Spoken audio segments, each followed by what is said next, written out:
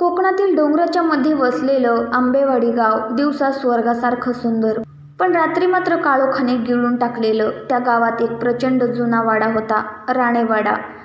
त्या वाड्याबद्दल गावात एक नियम होता. संध्याकाळनंतर त्या वाड्याच्या देवघरात कोणीही जाऊ नये, कारण तिथून रात्री घंटांचा आवाज यायचा. कधी मंद रडणं ऐकू यायचं, तर कधी एखादी बाई "मला बाहेर काढा" असं ओरडताना ऐकू यायची.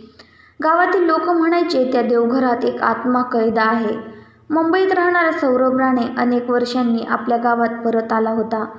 सोबत होती त्याची पत्नी मृणाल आणि त्यांची 12 वर्षाची मुलगी आर्या. सौरभच्या वडिलांच्या मृत्यूनंतर राणेवाडा त्याच्या नावावर आला होता. वाडा खूप मोठा होता. मोठमोठे लाकडी दरवाजे, लांब अंधारे कॉरिडॉर, जुन्या भिंतीवर काळपटलेले फोटो आणि प्रत्येक खोलीत विचित्र थंडी.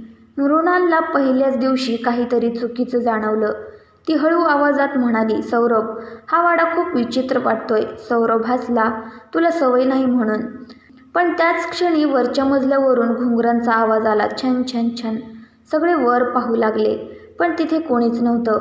वाड्याच्या मधोमध एक मोठं देवघर होतं, जुनं लाकडी दार, त्यावर काळे पडलेले मंत्र आणि मोठं लोखंडी कुलूप. आर्याने विचारलं, "बाबा, हे दार बंद का आहे?" सौरभ काही बोलणार इतक्यात मागून आजीचा आवाज आला, "त्या खोलीजवळ कधीही जाऊ नकोस." ती होती जानकी काकू, वाड्यात राहणारी वृद्ध स्त्री. तिचे डोळे कायम घाबरलेले असायचे. ती हळू आवाजात म्हणाली, "त्या दाराच्या आत जे आहे ना, ते बाहेर आलं तर सगळं संपेल." मृणाल थोडी घाबरली, पण आहे तरी काय यात? जानकी काकू काही बोलली नाही, फक्त देवघराकडे बघत थरथरू लागली. त्या रात्री जोराचा पाऊस सुरू होता.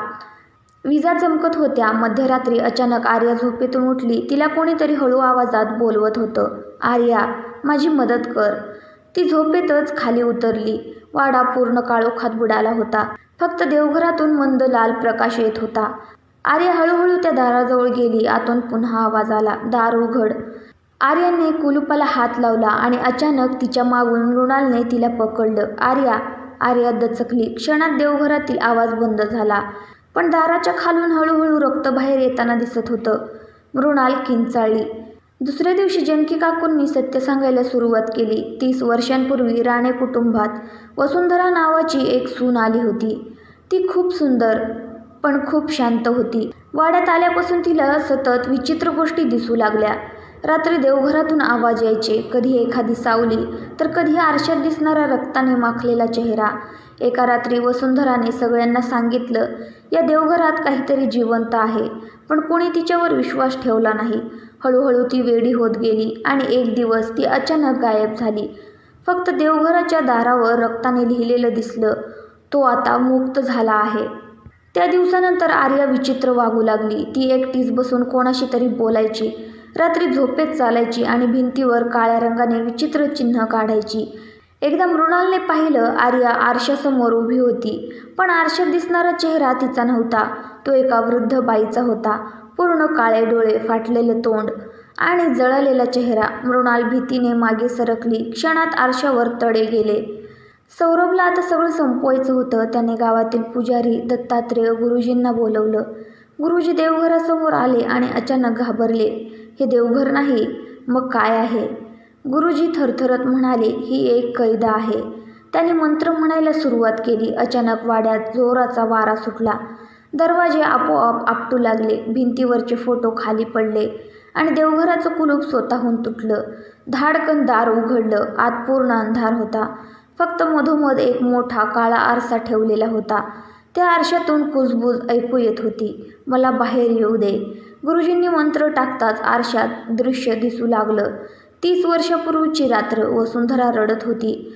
राणे कुटुंबातील काही लोकांनी तिला जबरदस्ती देवघरात आणलं होतं, कारण वसुंधराला कुटुंबाचं भयानक रहस्य समजलं होतं.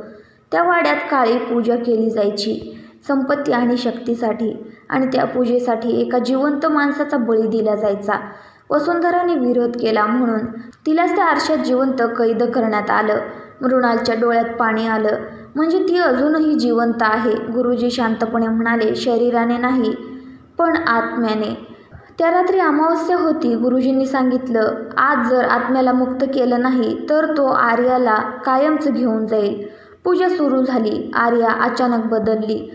तिचा आवाज पूर्ण वेगळा झाला. ती आता माझी आहे. अचानक सगळे दिवे बंद झाले. आरशातून काळा धूर बाहेर येऊ लागला. त्यात हळूहळू एक बाई दिसू लागली, वसुंधरा. पण तिचा चेहरा पूर्ण जळालेला होता. ती ओरडली, मला न्याय हवा आहे. क्षणात वाडा हादरू लागला. भिंतींना तडे गेले. छत कोसळू लागलं. सौरभने धाडस करून आरसा फोडला. धाड. आरशाचे तुकडे सगळीकडे विखुरले आणि अचानक सगळं शांत झालं. दुसऱ्या दिवशी सकाळी वाडा पूर्ण शांत होता. आर्या पुन्हा सामान्य झाली. गुरुजी म्हणाले, आता सगळं संपलं. सौरभच्या कुटुंबाने तो वाडा कायमचा सोडून दिला. काही महिन्यांनी तो वाडा पाडण्यात आला. पण वाडा पाडताना कामगारांना ढिगाऱ्यात एक काळा आरशाचा तुकडा सापडला. त्या तुकड्यात अचानक एका बाईचा चेहरा दिसला आणि हळू आवाज आला, मी अजून इथेच आहे. तर मित्रांनो, तुम्हाला ही स्टोरी आवडली असेल तर व्हिडिओला लाईक आणि चॅनलला सबस्क्राईब करा. आणि तुम्हाला काही वेगळी स्टोरी ऐकायची असेल तर मला कमेंटमध्ये सांगा. धन्यवाद.